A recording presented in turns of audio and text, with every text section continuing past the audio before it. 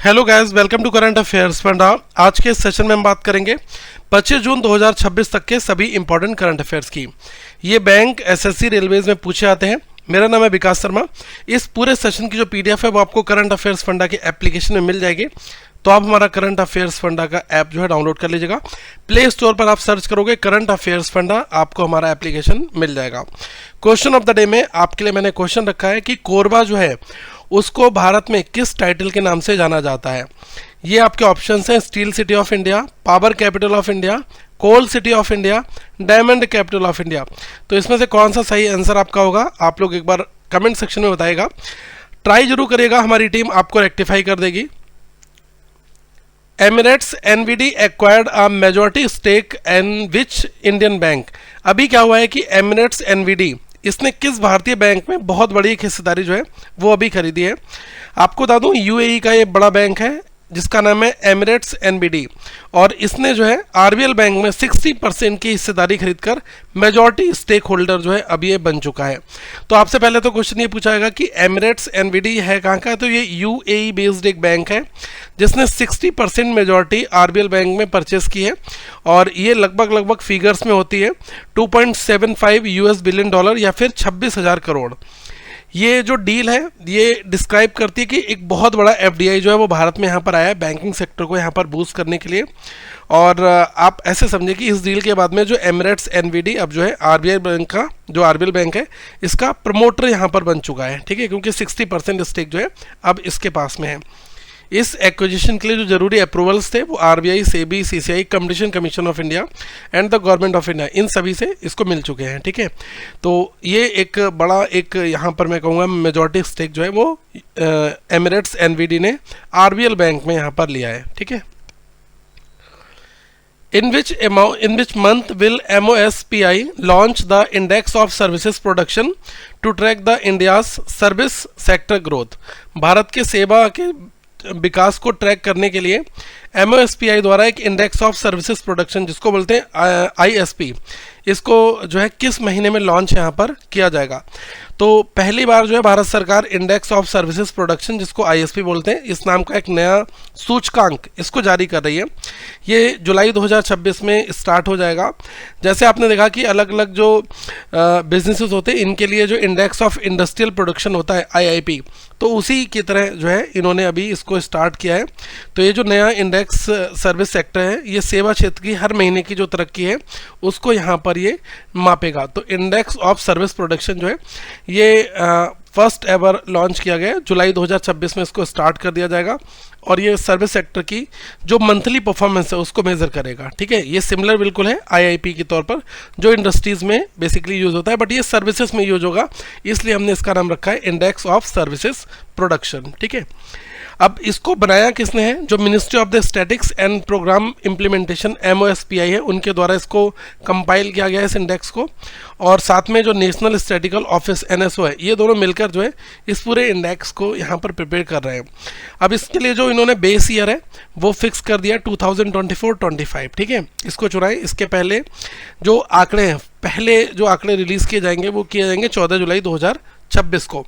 अब इसमें सब कुछ शामिल होगा, चाहे वो बैंकिंग हो, क्योंकि ये सारी सर्विसेज सेक्टर है ना, बैंकिंग, टेलीकॉम, होटल, ट्रांसपोर्ट और रियल एस्टेट, ऐसे बड़े जो फील्ड है इन सबको यहाँ पर शामिल किया गया है।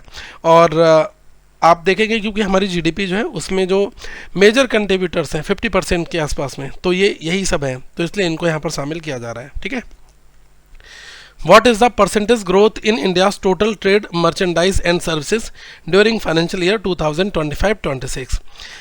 अभी नीति आयोग ने अपनी जो ट्रेड वॉच क्वार्टरली रिपोर्ट है इसका 8th एडिशन जारी कर दिया, और इसमें आपको ये बताना है कि हमने जो है टोटल सामान और सेवाएं, जो भारत का कुल व्यापार है वो कितना बढ़ चुका है यहाँ पर। ठीक है, तो ये 5.4% से बढ़ा है। तो अभी ये जो 2025-26 में भारत का कुल जो सामान और सेवाएं दोनों 5.4% से बढ़कर 1.84 ट्रिलियन, ठीक है, यहाँ तक ये पहुँच गई हैं। हालांकि आप ऐसा देख सकते हैं कि जो मर्चेंडाइज है उसके निर्यात में थोड़ी सी सुस्ती देखने को मिली है, लेकिन जो सर्विस सेक्टर है वो काफ़ी अच्छे से ग्रो कर रहा है। ठीक है, तो इसी वजह से जो है हम साल 2026 की चौथी जो तिमाही है इसमें सर्विस सेक्टर का निर्यात जो है वो 9% यहाँ पर बढ़ता है, और इससे देश को काफ़ी ज़्यादा सरप्लस यहाँ पर हमें देखने को मिला है। और पूरी दुनिया में भारत अभी भी जो सर्विस एक्सपोर्ट करने वाला 8th कंट्री है। ठीक है, 8th जो है लार्जेस्ट कंट्री के तौर पर यहाँ पर बना हुआ है। इस रिपोर्ट में विशेष रूप से जो फार्मास्यूटिकल है ना उनका बड़ा योगदान है। What is the India's target for textile and apparel export by 2030? अभी क्या हुआ है कि जो मिनिस्ट्री ऑफ द टेक्सटाइल्स है इन्होंने नई दिल्ली में एक नेशनल समिट हुआ, उसमें 2030 तक जो कपड़ों का निर्यात है वो कितने बिलियन डॉलर तक पहुंच जाना चाहिए इसका एक इन्होंने लक्ष्य रखा है। तो ये है आपका 100 बिलियन डॉलर तक। ठीक है, 100 बिलियन यूएस डॉलर तक पहुंचने का लक्ष्य यहाँ पर रखा गया है। ये बेसिकली जो मिनिस्ट्री ऑफ द टेक्सटाइल्स है उन्होंने एक नेशनल समिट्स में ये स्टेटमेंट अपना दिया।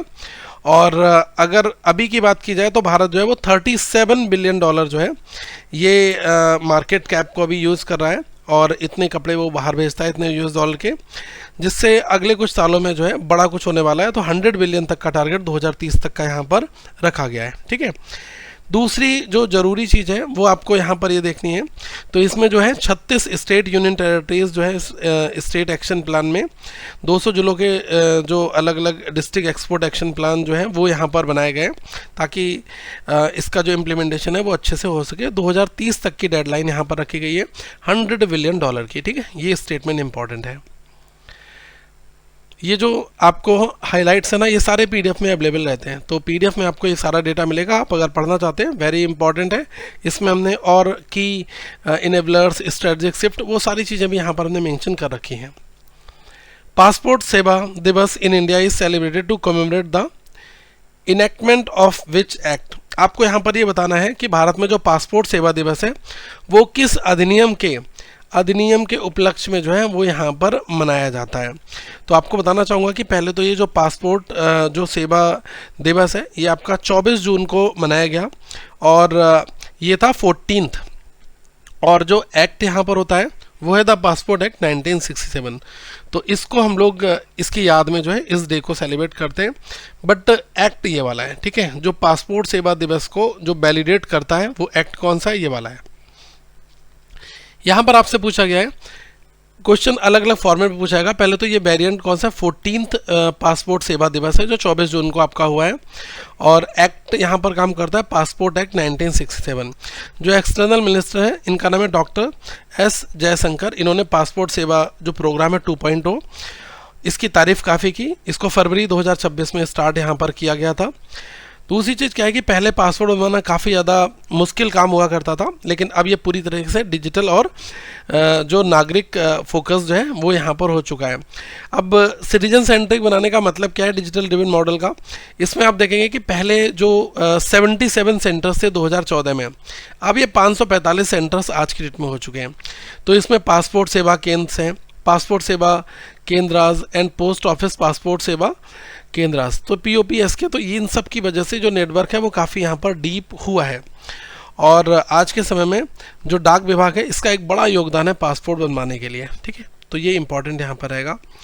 और ये जो इनिशिएटिव है ये गाइडेड है by the vision of the सुरक्षित पासपोर्ट, सुगम सेवा, सशक्त नागरिक। ठीक है, तो अभी क्या है कि बीच में जो बिचौलिए वगैरह है ना इनकी ज़रूरत अब इन्होंने ख़त्म कर दी। इसके लिए अब पासपोर्ट जो चिप वाले पासपोर्ट और पासपोर्ट सेवा ऐप, इसके आने से जो बिचौली है इनकी जो नीड है वो यहाँ पर ख़त्म हो चुकी है।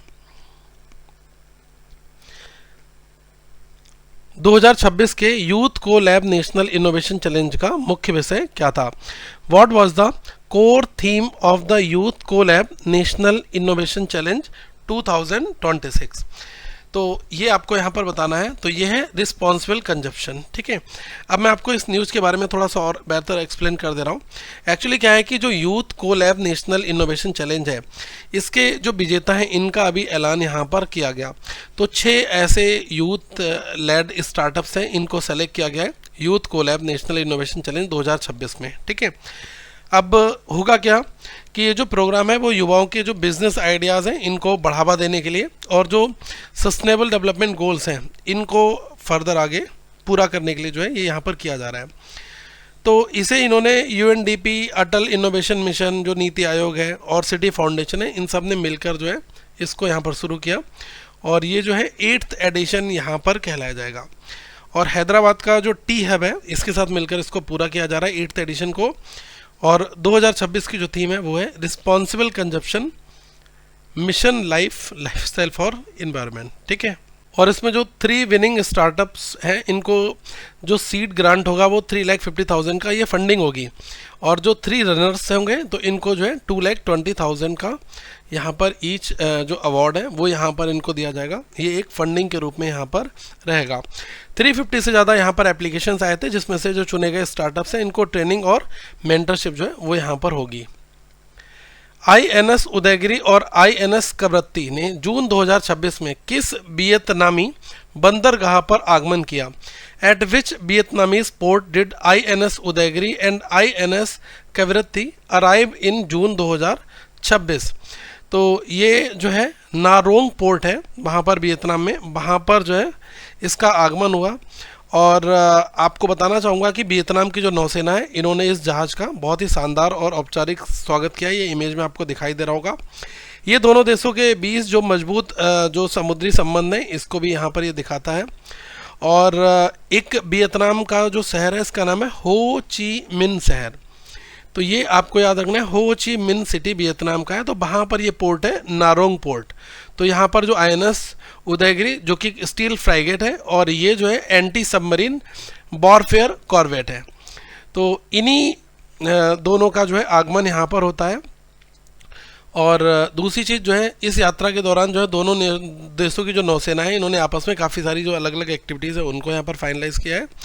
और 2026 में आप ऐसे देखें कि भारत और वियतनाम के जो रिश्ते हैं वो एक इन्हांस्ड कम्प्रेसिव स्ट्रेटजिक पार्टनरशिप जो 2026 की है इसके तहत जो है एक अलग लेवल पर पहुंच गए। और पहली जो बड़ी नौसैनिक जो उपलब्धि है ये भारत के लिए यहाँ पर है।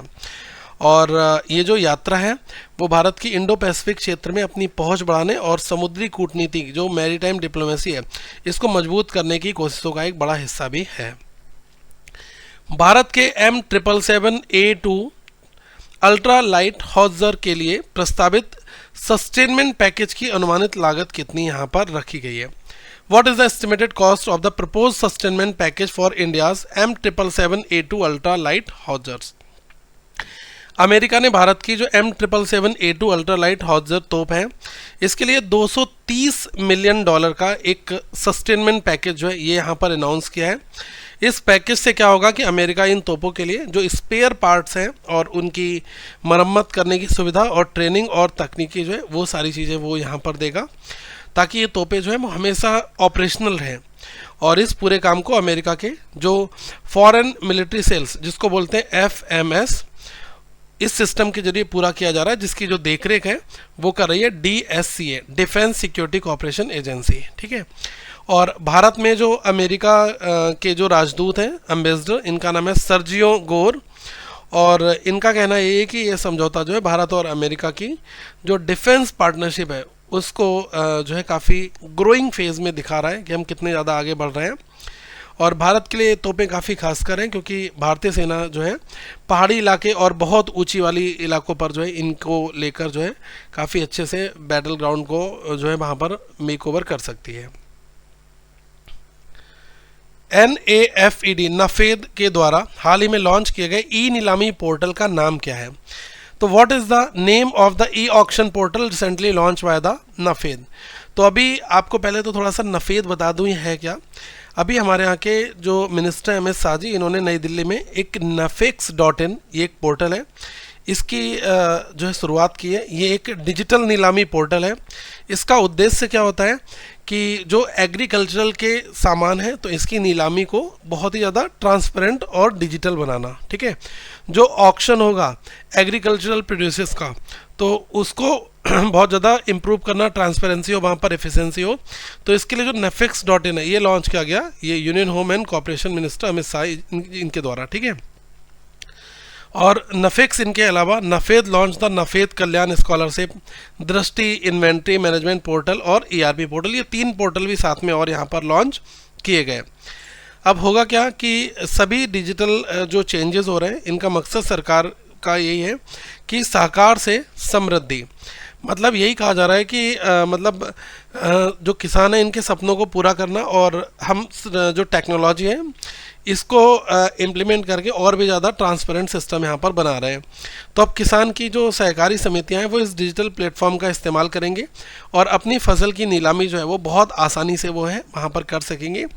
नाफेद जो है वो भारत में कृषि फसल की खरीद होना और ये जो व्यापार है इसको बढ़ावा देने में अपनी बड़ी भूमिका यहाँ पर निभा रहा है। ठीक है, तो ये इंपॉर्टेंट यहाँ पर रहेगा। What is the estimated cost of road projects approved for Tripura under PMGSY 4? अभी क्या हुआ है कि केंद्र सरकार ने त्रिपुरा के लिए नई सड़क परियोजना जो है उसकी मंजूरी दी है और इसके लिए इन्होंने 211 करोड़ का जो अमाउंट है वो भी यहाँ पर सैंक्शन किया है। तो आपसे क्वेश्चन पूछा जाएगा कि त्रिपुरा के लिए, ठीक है, कि ये जो प्रधानमंत्री ग्राम सड़क योजना के तहत त्रिपुरा के लिए कितना अमाउंट यहाँ पर सैंक्शन किया गया है। ठीक है, तो ये है 211 करोड़ का, और इसकी में अंडर द प्रधानमंत्री ग्राम सड़क योजना। और दूसरी जो इम्पोर्टेंट चीज़ क्या है कि ये जो प्रधानमंत्री ग्राम सड़क योजना है इसका अभी 25वां साल पूरा होने पर जो है ये हुआ है, ये भी इम्पॉर्टेंट यहाँ पर आएंगे। 25 साल पहले इस योजना को शुरू किया गया था और PMGSY 4 का जो फोकस है वो उन गाँवों की पक्की सड़कों को जोड़ना जो अभी तक इससे नहीं जुड़ पाए और पुरानी ग्रामीण सड़कों को जो है वो यहाँ पर अपग्रेड करना, ये मेजर यहाँ पर काम है। और ये अपग्रेडेशन इसलिए भी हो रहा है ताकि अभी बारिश का मौसम आए और आने वाले समय में जो है बहुत ही ईजिली जो है चीज़ें चलती रहें और लोग जो है किसी तरीके से परेशान ना रहें। अप्रैल 2026 में भारत में शुद्ध प्रत्यक्ष विदेशी निवेश नेट FDI जो है वो लगभग कितना यहाँ पर रहा है? What was the approximate net FDI inflow in India in April 2026? तो अभी RBI का जो जून का बुलेटिन है ये आ गया है और इसके हिसाब से जो नेट फॉरेन डायरेक्ट इन्वेस्टमेंट है वो 4 गुना बढ़कर 6.58, लगभग आप मान लें 6.6 बिलियन डॉलर तक पहुंच जो है। ये 6.58 बिलियन डॉलर है, अगर इसको राउंड ऑफ कर दोगे तो ये आपका हो जाएगा 6.6। ठीक है, इस चीज़ का हमें ध्यान यहाँ पर रखना है। ठीक है, और पिछले साल जो है अगर हम इसी महीने की बात करें अप्रैल 2025 तो ये जो निवेश था वो बहुत कम था, केवल 1.6 बिलियन डॉलर था। ठीक है, तो इस वजह से इस बार जो है काफ़ी अच्छी तरक्की यहाँ पर देखने को मिली है और जो विदेशी निवेशक हैं वो भारत पर बहुत ज़्यादा भरोसा भी कर रहे हैं और जो ग्रॉस FDI है इसमें भी 65% की अच्छी खासी जो ईयर ऑन ईयर इंक्रीज है वो देखने को मिली है और ये जो है 15.3 बिलियन डॉलर तक यहाँ पर पहुँच गई है। जो विदेशी निवेशक हैं इनके द्वारा अपना पैसा वापस ले जाने या फिर अपनी हिस्सेदारी बेचने, जिसको बोलते हैं रिपार्टीशन एंड डिसइन्वेस्टमेंट, इसकी वजह से थोड़ी सी कमी हमें यहाँ पर देखने को मिली है। और हम ये कह सकते हैं कि हालांकि अप्रैल 2026 में भारत का जो कुल बैलेंस ऑफ पेमेंट है ये 6.6 बिलियन डॉलर के घाटे में यहाँ पर रहा है। ठीक है, और इस न्यूज़ से थोड़े से फिगर्स पूछे आते हैं। तो पहले तो आप यही बता देना कि जो RBI का जो जून का बुलेटिन आया है उसमें इन्होंने 6.58 बिलियन डॉलर का जो हमें वो सर्ज यहाँ पर देखने को मिला है। ठीक है, जो net foreign direct investment net flows है ये इंपॉर्टेंट आपके लिए रहेगा। पुरुष फीफा विश्व कप इतिहास में जो सर्वाधिक गोल करने वाले खिलाड़ी हैं वो यहाँ पर कौन बने हैं? तो जो लायनल मेसी हैं अब ये बन चुके हैं और इन्होंने जो है अपना 17वां गोल करके जो है ये रिकॉर्ड अपने नाम पर कर लिया। ठीक है, अर्जेंटीना के ये खिलाड़ी हैं और इनका मैच जो है वो ऑस्ट्रेलिया के अगेंस्ट था, ऑस्ट्रिया 2026 फीफा वर्ल्ड कप का।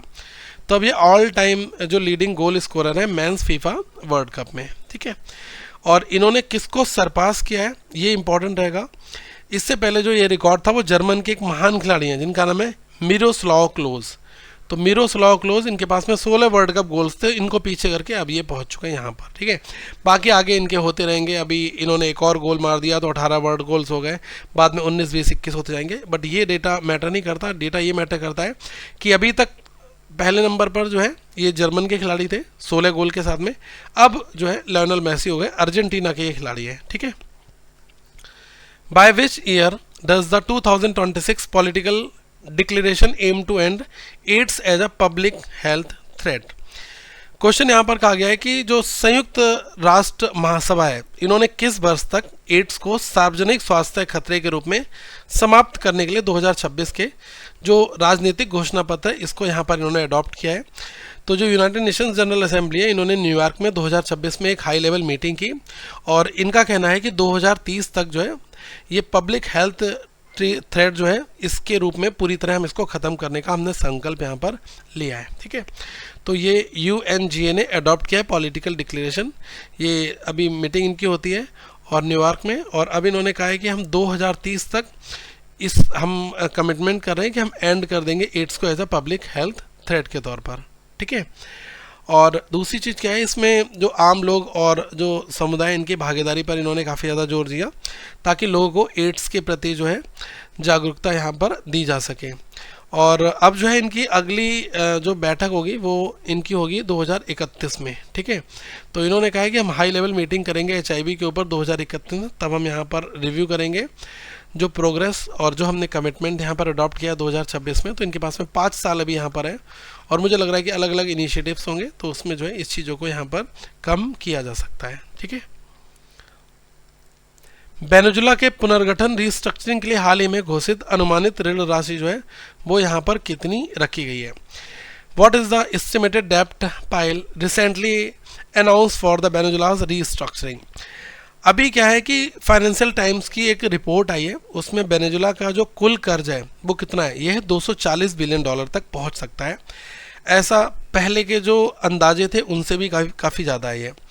तो जो वेनेजुला है अब दुनिया के इतिहास में अब तक का सबसे बड़ा जो सॉवरन डेट रिस्ट्रक्चरिंग, मतलब कि सरकारी कर्ज को दोबारा इसको रिस्ट्रक्चर करना है, इसकी ये प्लानिंग यहाँ पर कर रहा है। ठीक है, और आप देख सकते हैं कि लगभग 2017 से ही अपने कर्जों को चुकाने में जो है ये डिफ़ॉल्ट रहा है, नाकाम रहा है, और अब सालों के आर्थिक संकट के बावजूद जो है ग्लोबल मार्केट में दोबारा एंट्री करने की जो है ये कोशिश यहाँ पर कर रहा है। और जो वेनेजुला डेब्ट टू GDP रेशियो जो है ये 200% से ऊपर है यहाँ पर। तो आप ऐसे समझें कि जो देश की कमाई से जो दुगना कर्ज है वो यहाँ पर है। ठीक है, जो बड़ी आर्थिक एक इकोनॉमिक क्राइसिस यहाँ पर दिखा रहा है। वेनेजुला कंट्री एस्टिमेटेड जो है 240 बिलियन डॉलर का इसके ऊपर है। ये 200% रेशियो जो है वो डेब्ट टू GDP रेशियो यहाँ पर बन जाता है। जो फाइनेंशियल एडवाइज़र है इनका नाम है सेंटरव्यू पार्टनर्स, तो इनके द्वारा जो है ये एडवाइस किया गया। Which Indian state is the Thewa art associated with. ये बहुत इंपॉर्टेंट क्वेश्चन है, मोस्ट इंपॉर्टेंट है। थेवा कला जो है इसका संबंध भारत के किस राज्य से है, तो ये राजस्थान की एक कला है। इसके बारे में आपको बता दूं, अभी क्या है कि प्रधानमंत्री मोदी जी ने स्लोवाकिया के जो राष्ट्रपति हैं इनका नाम है पीटर पेलिग्रिनी, तो इनको राजस्थान की एक बहुत ही प्रसिद्ध जिस कला का नाम है थेवा आर्ट, तो इसके कफलिंग्स जो है वो उपहार में इनको दिए। तो अभी हुआ क्या है कि ये एक ऐसी आर्ट होती है, ये 400 साल पुरानी है और इसमें जो है एक रंगीन कांच है, इस पर सोने की बहुत ही बारीक कारीगरी की जाती है। अगर आप इस डायग्राम में देखेंगे तो ये एक कांच है कलरफुल जैसे ब्लू और ग्रीन, तो इस पर गोल्ड की कारीगरी की जाती है और इसके कफलिंग जो है ये हमारे मोदी जी ने सोने से जो है लगे हुए, ये एक बहुत ही प्रतिष्ठित थेवा आर्ट, इसको इन्होंने उपहार के रूप में जो है स्लोवाकिया के राष्ट्रपति जिनका नाम है पीटर पेलेग्रिनी इनको दिए। वैसे तो यही है कि भारत में अभी कुछ दिन पहले आपने देखा है कि पेट्रोल डीजल का उपयोग कम करें और विदेशी यात्राएं ना करें और सोना ना खरीदें। तो ये जो आर्ट है वो अभी राजस्थान की है और GI रजिस्टर्ड जो ग्लास क्राफ्ट है इसको कहा जाता है, बहुत ज़्यादा चर्चा में। 400 साल पुरानी जो है ये थेवा आर्ट है। अब इसमें क्या है कि 23 कैरेट सोने का जो काम है वो लगभग बहुत पहले से चला आ रहा है, मुगल काल में जो है इसकी शुरुआत हुई थी, इसके कारीगर जो है इसको संभाल रहे हैं। तो एक तरीके से ये अच्छा काम भी है, कूटनीतिक पहल है, ताकि ऐसे उपहार देने से जो भारत की हैंडीक्राफ्ट है इसको एक ग्लोबल लेवल पर पहचान भी मिलती है। ये कला न केवल भारत की संस्कृति को दिखाती है बल्कि राजस्थान के बहुत जो कारीगर परिवार हैं इनके लिए कमाई का एक बड़ा जरिया भी यहाँ पर रहता है। हाल ही में व्हाइट रेवोल्यूशन 2.0 को लागू करने के लिए किस राज्य ने NDDB के साथ में एक समझौता यहाँ पर किया है, तो अभी which state recently signed an MOU with the NDDB to implement the white revolution 2.0। Tripura सरकार ने जो नेशनल डेयरी डेवलपमेंट बोर्ड है और गोमती कोऑपरेटिव मिल्क प्रोड्यूसर्स जो यूनियन है इनके साथ मिलकर एक ट्राइपाइट जो एग्रीमेंट है वो यहाँ पर किया है, और जो डेयरी सेक्टर है इसको और ज़्यादा स्ट्रेंथन मजबूत बनाया जा सके। तो ट्राइपाइट में मतलब 3 लोग इन्वॉल्व होते हैं। 3 लोग कौन कौन? एक तो है नेशनल डेयरी डेवलपमेंट बोर्ड और गोमती कोऑपरेटिव और साथ में त्रिपुरा। तो ये 3 एंटिटीज़ जहाँ इन्वॉल्व हैं। तो इनका मेजर यही है कि एक ऐसी comprehensive cooperative dairy development plan इसको लागू करना, ताकि जो वाइट रेवोल्यूशन है 2.0 ये अचीव किया जा सके, और इसी विजन का ये हिस्सा भी यहाँ पर रखा है। तो एमओयू में सबसे बड़ा फोकस यही रखा गया है कि जो दूध की पैदावार बढ़ाना और डेयरी के जो स्ट्रक्चर्स हैं इनको मॉडर्नाइज यहाँ पर करना, और सब कुछ जो है वो डिजिटल कर देना, ताकि जो लाइवलीहुड है वो यहाँ पर इम्प्रूव हो, और किसानों को बिल्कुल मिलेगा क्योंकि उनका जीवन सुधरेगा और उनको पैसे यहाँ पर अच्छे मिलेंगे, रोजगार के अवसर भी मिलेंगे। यह जो पहल है वो पूरे देश में चल रही है, जो वाइट रेवोल्यूशन 2.0 है इसके तहत यहाँ पर ये है। हाल ही में ऑटो म्यूटेशन सिस्टम किस राज्य में शुरू यहाँ पर किया गया है? तो क्वेश्चन ये कह रहा है कि recently auto mutation system was launch in which state. ये भी काफ़ी इंपॉर्टेंट क्वेश्चन है। अभी हुआ क्या है कि जो हरियाणा के जो मुख्यमंत्री हैं उन्होंने, इनका नाम है नायब सिंह सैनी, तो इन्होंने जो ऑटो म्यूटेशन सिस्टम है और पेपरलेस रजिस्ट्रेशन 2.0 इसकी लॉन्चिंग यहाँ पर की है। अब इससे होगा क्या कि पहले ज़मीन या किसी भी संपत्ति की रजिस्ट्री करवाने के बाद जो है आपको जो म्यूटेशन है ना वो अलग से आपको करवाना पड़ता था, उसकी अलग से अर्जी एप्लीकेशन देनी पड़ती थी। लेकिन अब जो है जैसे ही आपकी रजिस्ट्री होगी तो म्यूटेशन जो है वो ऑटोमेटिकली हो जाएगा यहाँ पर, ठीक है, अपने आप ये चीज़ एग्जीक्यूट हो जाएगी। तो इससे फ़ायदा ये मिलेगा कि सिस्टम को ज़मीन के जो अलग अलग रिकॉर्ड्स हैं उनके साथ में इसको जोड़ दिया गया है, तो जिससे धोखाधड़ी यहाँ पर कम होगी और काम में पारदर्शिता यहाँ पर आएगी, कोई भी धोखाधड़ी जल्दी नहीं कर पाएगा। तो इसमें जो है आधार बेस्ड ई-KYC और डिजिटल सिग्नेचर और बायोमेट्रिक पहचान जो है इसका इस्तेमाल किया जा रहा है, ताकि हर एक चीज़ जो है वो काफ़ी ज़्यादा सुरक्षित यहाँ पर रहे, ठीक है। Paperless registration was first launch in, ये कुरुक्षेत्र में एक लड़वा है सितंबर 2025 में, और इसको पूरे एक्सपेंड किया जा रहा है पूरे हरियाणा में, ठीक है। ये जो वर्जन है ना इससे पहले इसको इन्होंने कर दिया, ठीक है, एक्सपेंड कर दिया। तो ये ऑटो म्यूटेशन सिस्टम और पेपरलेस रजिस्ट्रेशन जो है इसको भी यहाँ पर इन्होंने लॉन्च किया है। तो ये काफ़ी इंपॉर्टेंट क्वेश्चन यहाँ पर बन जाएगा। जून 2026 में इथियोपियाई संसदीय चुनाव में किस पार्टी के निर्णायक जीत अभी हासिल की है? Which party secured a decisive victory in the Ethiopian parliamentary elections in June 2026। तो इस पार्टी का नाम है prosperity party. Prosperity party Ethiopia की है और वहाँ पर जो है इसको जीत मिली है। तो अभी जो प्राइम मिनिस्टर मोदी जी हैं इन्होंने इथियोपिया के प्रधानमंत्री जिनका नाम है अबी अहमद अली, ठीक है, तो इनका नाम नोट कर लेना, अबी अहमद अली, और इनकी जो प्रॉस्पेरिटी पार्टी है इसको इन्होंने अभी जो है कॉन्ग्रेचुलेशंस किया है और बहुमत अब इसको मिला है। तो अब अगली सरकार जो है वो यहाँ पर बनाने के लिए तैयार है। और अगर बात की जाए भारत और इथियोपिया के रिश्ते की तो काफ़ी खास, ये जो कॉन्ग्रेचुलेशंस बोलते हैं ना ये ऐसे नहीं बोलते हैं, इसके लिए जो है आप देखेंगे कि अलग अलग जो दो देशों के स्ट्रेटजिक पार्टनरशिप जो है इनको अपग्रेड किया जा सके, तो इसके लिए जो है ये सब चीज़ें यहाँ पर इंपॉर्टेंट रहेगी, ठीक है। 5 क्वेश्चन जो लास्ट क्लास में मैंने पूछे थे। एक है साइलेंट वैली नेशनल पार्क, ये कहाँ पर है? तो ये केरला में है। एक है वनावली, एक इंडस वैली साइट है, ये हरियाणा में है। और लवानी जो है ये फेमस फोक डांस है, ये महाराष्ट्र का है। और नेफ्ट का मतलब होता है नेशनल इलेक्ट्रॉनिक फंड ट्रांसफ़र। और लार्जेस्ट प्रोड्यूसर टी का देखेंगे तो ये आसाम है। 5 क्वेश्चन मैं आपको सिमिलर और आपसे पूछूंगा, तो इसका आंसर आप बताइएगा। ये 5 क्वेश्चन है, कमेंट सेक्शन में ज़रूर इसका आंसर आप ट्राई करें। पीडीएफ चाहे डेली हो, चाहे वीकली हो, चाहे मंथली हो, ये सब आपको करंट अफेयर्स फंडा के एप्लीकेशन में मिल जाएंगी।